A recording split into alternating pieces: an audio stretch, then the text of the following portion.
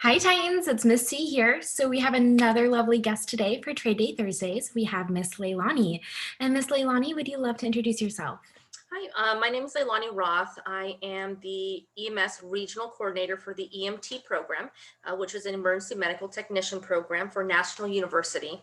We're all over, so one of our sites is near you, which is in San Diego area, Fresno, and in the Bay Area in California.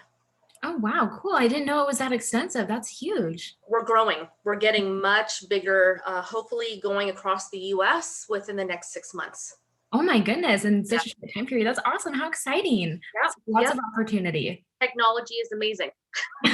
Yes, as we're all in our virtual world of COVID students, as we all know. Exactly. So I Exactly. just want to go ahead and kind of get to know you a little bit as well. So tell me about your high school years, and did you really see yourself working in this position when you were in high school? High school. That's dating me now. Was quite some time ago. I actually was homeschooled. I went to traditional high school for about 2 years. Then I was homeschooled for a little bit, and I tried to go back my senior year, but at that point, I kind of outgrew the experience and did homeschool that way. As far as this direction, as far as going to emergency medicine, no, I had no idea, honestly, what I wanted to really truly do. My father is a retired police officer, so I was kind of raised around law enforcement. Okay. So that was the direction I originally went in, Mhm. was law enforcement. And then as I got older and had a family, it's going to be kind of funny, but I saw an ambulance go by one day. I saw an ambulance go by one day. I go, Yeah. I want to do that. I want to see what that is about. I still wanted to help people. I want to be part of the community. And I decided, well, I'll go ahead and sign up and take a class. And that's what I did. I took a class and got hired right out of the EMT program. Wow, how phenomenal. And so I really love that you say it was really spur of the moment. Like you took that chance upon yourself to be like, let's see what it's about. Yeah, it was. And I went in older. So I was already married with my first child. Mhm. I've been in emergency services for 13 years, Oh, wow. and I've transitioned into different roles. And EMT was that first within emergency medicine. And then my thoughts changed throughout my career. Mhm. I liked teaching people. I liked being part of the community. So I became a field training officer. And then from a field training officer, I went into recruitment and training regionally. And I just grew and expanded in my role, going into whatever I could sign up for, taking whatever classes I could take. Here, you want to learn CPR? Great, let's do CPR. You want to learn how to teach? Okay, sign me up. And then now I'm here. Awesome. So it sounds like you had a lot of opportunities within the growth as well. That's Yes, phenomenal. yes. The emergency medical technician program, EMT program, it's a stepping stone. It Mhm. really is. I think it's great for those that are in high school, because you really don't know what you want to do quite yet. You have an Mhm. idea, you have a thought, you're not really sure how to go about it, and you don't want to spend too much time doing it. I get it. And that's the EMT program. The EMT program really only takes about 3 months. Oh, It wow. really takes about 3 months. There's a lot of little steps that we fill you in within our program. Mhm. But the great part about it is that you work within the community. You get to work with fire, you get to work with law enforcement, the community outreach, the hospitals, Wow. OR techs. I mean, who knew what an OR tech is? Yeah. Which is, for your operating room, or an ER tech. You could work in the emergency room with an EMT certification. Um, Wow. and an EMT certification really creates the basis. It really establishes that what do you need to go into these roles? Well, you need an EMT cert. That's Mhm. the first step. Fire, you need to have an EMT certification. That's part of Oh. the program. Law enforcement, they're looking at wanting what's called an EMR, an emergency medical responder class, Mhm. or your EMT certification. You'll never not need this education. You Yeah. have family members, you're out in public, you maybe witnessed something and saw something. And for a lot of people that come through our program, they don't want to feel helpless. They've Mhm. been impacted by an event and they want to make a difference. This is a short-term program for long-term goals, and it really opens those doors. Wow, yeah, and I love that you say that it's connected to so much and using that verbiage of a stepping stone. Yes, So with that as well, do you see a lot of students who come in who are thinking about being in medical and they use this to kind of see if that's something that they're really passionate about? absolutely. I have students that come in and I always, day one, why are you here? And Mhm. I'll get a lot of students, "Well, I don't know. I don't know why I'm here." And I said, that's great. Be open-minded to the possibilities of where you can go from here. Yeah. And you could get onto an ambulance and work what's called a BLS unit, which is a basic life support unit, where you can transport patients from hospital to hospital to a Mhm. convalescent home to get better or long-term care and work with family members and people who don't know go into this and they either really love it or they don't. Yeah. Um, I can't say I've had anyone that didn't like it. They loved the aspect of getting involved in the action Mhm. and being able to use their trade, Yeah. whether it's communication, whether it's helping someone and talk them down. But the great part with this is they realize they love it and they go into nursing, they go into respiratory therapy, they come in. We have a lot of pre-med students Really? that come in. Yep, a lot of pre-med, a lot of physician assistant students, those that want to do medical assisting, they Mhm. come into our program because 3 months, our program's 8 to 12 weeks long. Okay. It's a short turnaround to make this certification impact your life in Mhm. such a way to really open a path of what do I really want to do? Yeah. I think And that's this is it. great. Yeah. Wow. I've already learned so much. Like I would have had no idea. That's great. And so with that as well, for those students who are saying, I don't know, I'm just here to try it out. What is your advice for them? Do it. Do Do it. it. Because you're not going to know if you like it if you don't try it. Mhm. And you're young enough. As you're young enough to try all these different things, don't be scared to try those new things. And it's okay if it goes off path. It really does. I want to say I'm an example of that. I did things a little bit backwards.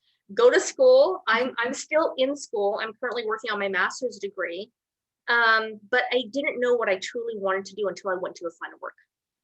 And then different paths opened up. And if you told me 13 years ago as an EMT student that you're going to teach and you're going to work regionally, and I work with law enforcement still, Mhm. I would have laughed.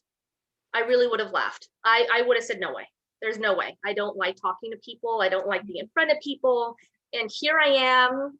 Come on board, take the EMT program, really be there. And in a moment where you'll never not need this. And the world is changing in a way that we need to take care of each other. Mhm. And this certification will really open a door that you can go through and go, gosh, I really like this. Now where do I go? Yeah. And you could start an EMR. There's an EMR certification, which is an emergency medical responder. You have to be 16 and a half. Okay. 16 and a half. It's something that we really encourage a lot of young junior lifeguards Mhm. to have. And I personally hired a lot of lifeguards, and they started as junior lifeguards and they Mhm. are first responders. And if you look at what first responders really are, it's you. Yeah. It's you out there, and it's up to you if you want to be trained to be able to be out there to help or to stand back and call 911. There's Yeah. a very different way of doing this. But you have to be 18 to obtain your EMT certification. You can start the program at 17 as long as you're going to be 18 by the time the program ends. Wow. So there's kind of that possibility there. They are state certified. Okay. And with that, they become what's called nationally registered, which means they could go to any state and become state certified with our program, with any EMT program, really. Yeah, so there's no limitations at all, so No, it's great.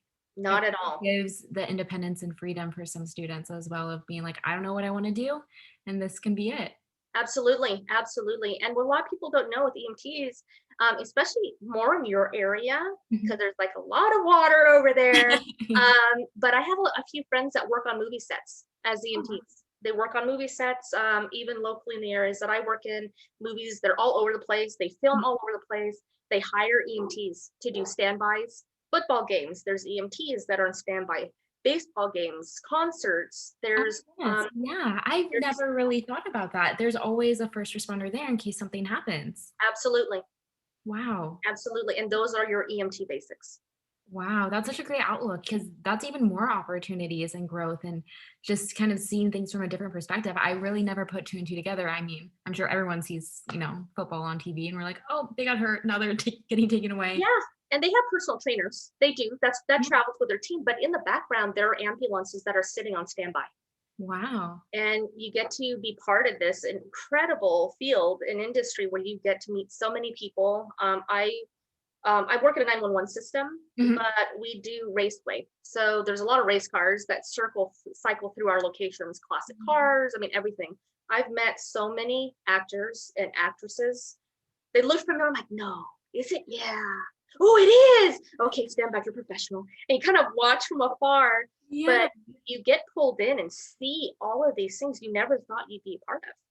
Wow. That's very cool. And so since we're kind of talking about, the different areas of where an EMT can be, I'm sure the schedules look really different as well. But what is a kind of a typical schedule right out of training? It really can vary. Like you said, Yeah. it really depends. Yeah. There's so many different agencies. Um, I'll say on a BLS unit, basic life Mhm. support unit, if that's all they're doing, you're probably looking at a 10-hour day. Okay. They're long hours, they're 10-hour days. They have quarters, which means they can go to a location and pretty much sit there, watch TV, do some homework if they need to, kind of hang out until they get a call. The great part when you're a new certification is Mhm. that you get the opportunity to really learn how to drive the ambulance, learn about the community, how to get to hospitals, talk to patients without pressure of a 911 emergency call. A BLS is very calm, it's mellow, it's transporting a patient, Mhm. no actual life saving. Okay, this person is not doing so well. They're just simply going home to rest. They're going to another hospital for further treatment. Mhm. And then you get familiar with all the terms and the words without pressure. A 911 system is a bit different. Um, and with a 911 system, on average, we work 12-hour shifts. Okay. There are some locations that we work 24s and 48s. Okay. And it depends on, again, where you're at. It's so vague. Yeah. But for 24 and 48 hours, you're at quarters, you're at a station, Mhm. and you leave when you're called. It's that kind of simple. You drive around in a certain location, you can do what you need to as long as you respond to that call within a 911 system. The 12-hour units, they usually place in the busier locations. They don't keep you on for 24 hours. Mhm. Um, So would that be 20, like a city? yeah, Yeah. yeah. Your shorter ones are going to be your busier stations. Okay. But if you have a 24 and a 48, you're probably more rural. You're probably more outskirts of town, not so many calls, so they keep you on a little bit longer. Oh, wow. Yeah, see, Yeah. that's really I didn't know that either. I'm learning so much. This is so cool. Yeah, there's a lot, when it comes to being on ambulance. It is your office though. When you're on a 12-hour unit, it's your office. You don't go to quarters. I'm sure some of you guys have seen some ambulances parked in parking lots, kind of Mhm. just hanging out. Hospital just kind of hanging out there waiting for that call, for that next 911 call. And within 7 minutes or 8 minutes, you're there working on emergency, working with the community and fire and law enforcement. And once that call's done, you go back and you wait again. And it's a different, unique process. It's something to definitely get used to with sleep. Eating, your schedules are a bit crazy. Adrenaline is going. And it's just kind of this amazing feeling to be working with a team and working in that environment and making that difference. Yeah, I definitely was gonna say that adrenaline is definitely up. It absolutely is. You run in your highs and lows and highs and lows. Your body gets used to it. It takes a little bit longer to get home and calm down. Mhm. Um, but the type of friendships and relationships, you become second family. Yeah. You really do. So it also sounds like your team is like a really big resource as well. Absolutely. It's a combination of everyone that really, um, you know, keeps the community together Yeah. when there's an emergency. And people really don't think about that. They see an ambulance, like, oh, they're going to call in this. But, if there's standbys or fares or someone not feeling well or there's a crash on the highway. We're at all of it, Yeah. and it's a package deal. You get us and you get fire, or you get law enforcement and Mhm. all branches of law enforcement. But it's a very tight knit group Yeah. of working with each other and understanding, and that's where those pathways really open up. Good. People find themselves pulled in a direction while they're on a call. I like that more. Yeah. What do I need to do to be there? And then Yeah. you have mentors. And that's how you create those bonds and relationships. Yeah, I was gonna ask, so, like, if a student were to be on a call and then see the firefighters and, like, that's something how is that transition? It's actually very smooth because you already have your EMT. You already Okay. have your EMT certification. It's at that point that you would end up signing up for the fire academy, Mhm. and you don't need to get hired right away. You don't need to go through that process. But if you're interested, there's programs that most community colleges and programs offer. So, do you need to get hired by a police department to be a police officer? No, you don't. You could actually go into the police academy at your local academy or college that offers the program, and there they recruit you in the program. Mhm. It's the same thing with the fire academy. Wow. Except fire academy, they do have the EMT program that's part of it. So you have to have your EMT certification there.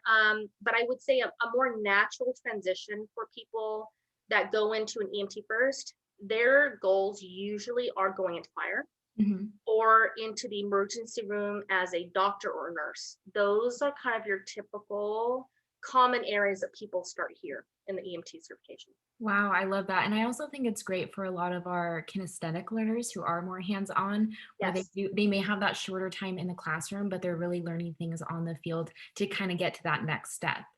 Absolutely. And it's patience. You are learning a new language that you are expected to speak fluently Mhm. within 3 months. From beginning to end. But I promise you the value and what you learn from it, you can't get anywhere. It's like no other job you've ever had, especially for those that need to be hands-on, especially those that get bored very easy. That's me. I'm very, very bored, very easy. I mean, Me I as can't. well. Yeah, I can't. I mean, I have different fidget spinners all over my desk just when I sit into meetings because I can't keep still. Um, that's this job because no day is going to be like the day before. Oh, wow, I love that, and so while we're on that, what has been, like, a typical I guess I shouldn't say typical, but what's, like, a normal day-to-day aspect of what you can expect being on both the 911 side and I apologize, what was the other side you said? The BLS. The BLS. What is the 2 different days of those kinda look like? I worked BLS for about 3 months. I was still with the 911 company. Okay. So we got to overhear all the 911 calls and listen and really get attuned to how that system worked. But the way the system, for let's say a BLS, you log in, you check your gear, check your equipment, Mhm. and to be honest, if they don't have any calls for you, you just hang out. Yeah.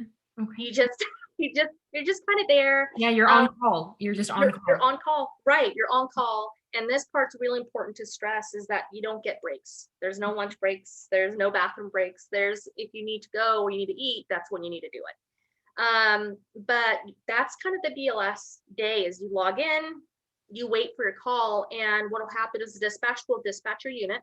Mhm. They'll call your medic unit and they'll let you know you need to go to this location and you're moving this patient with these type of medical conditions to this location.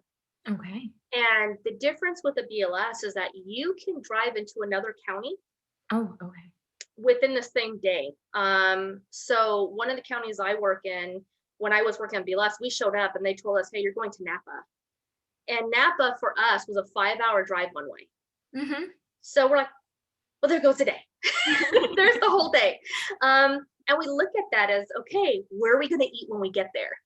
That was kind of the Yeah. deal. And the views that you see on the way and the little towns you hit, that's your BLS location. But you get more patient care, Mhm. which means I can talk to the patient more, learn more about the patient, really see what the patient needs, and then we can transport that patient. So we're prepared. So within that, we're not just transporting a patient. We need to know about the patient. We Yeah, need to building understand that connection. Absolutely. We need to understand the medical conditions, the medical concerns, and we talk to them. They're scared. They don't know what's going on. A lot of our patients are older. Mhm. So they're wondering where their family members are. And that's where we are. We're that calm in the storm where we're talking to these patients Wow. and their family members. And then the 911 system is a little bit similar with that. The only difference is that when we get called, it's local. It's traditionally local. It's possible we can run what's called a long distance transfer as well. It depends. The system is very complex. Mhm. But when you get a call, you dispatch, you go, you run your emergency, you go to the hospital, you clean your ambulance, you get back in the ambulance, and then you go wherever dispatch tells you to go to wait. Okay. And this part is where the team really functions differently and the thought process is different. And Mhm. it's simple to say that people don't want to be sick. You got to take care of yourself, because if you call off on a unit, you've taken that ambulance out of service for that day. Oh, wow. It's the same thing for police officers. It's the Mhm. same thing for a fire engine. If they don't have enough people, they can't put that unit out. So I guess an example would be if I have 16 ambulances that are spread around, and 5 of those, they have no partners, they're shut down, they can't use them. We're now 5 ambulances short to respond to 911 emergencies in that county. Wow. That's So scary. That's when the big things happen. it is. And that's where you understand that as a team, Mhm. you have to be there to support each other, because if you're not there, you kind of pull everybody else in there with you. Yeah. And there's a higher standard, which is really more of that I want to be part of this. I want to be able to commit to my team and be there for my team in this way. Yeah, and I love that you emphasize that teamwork because it's so important, It especially with absolutely everything is. that you're describing. I mean, that's definitely a keynote, and I know that a lot of our students, they're very active, and we have so many teams here at Poway, whether it's academic teams, like sports teams, other types of teams. That's great. So I think that's You really have good. to. Yeah. This is where you thrive. And a call can become a critical or deadly situation if Mhm. you're not all on the same page. Because if you think about where someone will call 911, think about being on a highway, Yeah. and traffic is on the road and they're still going and there's debris everywhere, and you get focused on this call. Your partner's going to go, hey, watch your step here. Hey, let's help, let's move and work together and move this patient out of the way. Let's Mhm. wait for more people to work as a team so we could get everyone home safely. So it's much bigger than yourself, which is that addiction to this line of work, is because it's so much bigger than just you. Yeah. Wow, and I love that too. It's definitely that helping hand, but making it from a macro standpoint, so a lot Absolutely. larger. Yeah, absolutely. And so, what has been your biggest challenge with this field? Probably won't be one with the high schoolers. I will say on a relationship level, it is very difficult. Mhm, And I work in different capacities with law enforcement. mhm, I'm not on an ambulance, haven't been on one for a couple of years. mhm. But I still work on the medical side of what they call tactical medicine. Okay. And so, with that, and what comes with this whole line of work is not a normal sleep habit. It's not a normal sleep habit. This is probably the time I'm about waking up. Was Oh, is about okay. this time, Yeah. usually, because of the schedule. It's missing holidays, it's missing birthdays, it's missing family events. Because we're 365 days a year, we're 24 Yeah. hours a day. It doesn't stop because you have an event. So challenge, I would say, has been just family. You know, Yeah. you're missing on those opportunities, and there's a calling to want to be there for your second family out in the field, because you know when they call for help, there's a dire need for that. Yeah. And here for help, it's a shoe missing. It's a little bit different, and the thought processes are a bit different. Just like that, emergency for a first responder is detrimental, Mhm. where emergencies for someone that doesn't have this experience could be they didn't receive the letter that they were waiting to receive in the mail today. Yeah. It's just a different thought process, and that could be challenging to people around them. Mhm. Um, but I say it's still worth it. I mean, I've Yeah, been I married was for over gonna say, 20 years. Yeah, what advice would you give someone who starts off in this career and their family or their relationships are having a little bit of a hard time with it? Just like, how would you communicate that? Of like, this is what I'm doing. It's, larger than us. It's larger than, I'm helping other people. What would be the verbiage you would use? That actually is a tough question. Because I'll add to that as you're talking about challenges. Um, it's not what I typically like to bring up, but emergency medical services is male dominant. Mhm. It is. Yeah. And what can be kind of challenging is females Mhm. because you have to own your keep, and that was challenging for me when I first came in, because even though I started with law enforcement, I stayed at home for 7 years with my first son. And Mhm. so I was a stay-at-home mom coming into this male-dominated job, and I'm like, what do I do here? And all I can say is stick to it. Stick to it, because your family will always support you. That's why they're there. They may not agree with it, and that's okay, but they love you unconditionally, and that's the benefit of a family, having that support. And after they see your passion for it, they'll be so happy for you. They still might not like it. They still might not like it, because I'm 41 and my mom still calls me to ask me if I have a jacket. Yeah. So it doesn't matter. It doesn't matter. And for your students that know their parents well enough, they know that will never change. Yeah. But I will say this is your life in the end. And if this is something you're passionate about and you try it and you decide, I don't want it, that's okay. Because the right people that will support you will be there for you no matter what. It's better to look back and look at those accomplishments than look back and going, gosh, I wish I would have done it. You Yeah. don't want that. Just try it. And I think that's such great advice. My next question was like, what is your advice for students? And I think you really hit that of just try it, step out of your Try comfort it. zone. Yeah. I mean, you never know. I never thought I'd be here. Mhm. And I absolutely adore what I do. And I love talking about my industry. And it has its negatives and it has its positives. But the most important part is I've grown from it. Yeah. And if I can look back at that, I'm okay. I'm okay. And I would expect anyone else can look back at their life and feel the same way. And you might not see it now, but you will later on. Yeah, it's a Will whole later. big picture instead of like right now. Yeah, and your right now goal is you set up a goal for right now, and if you're graduating high school, try the EMT program if you don't like what you're doing or Mhm. you don't know what you want. It's 3 months. Try it. Go onto an ambulance, work, and see how that looks like. The programs that you will sign up for, hopefully ours, but the programs that you will work for, they'll help you. They will set you up on a path to make sure that everything is good. My program, I actually help with resumes. I actually help with interviews. Wow. I have a So lot there's of a lot of support there. I offer it all. I Yeah. offer it all because it's hard when you get in, you don't know what to do next. Mhm.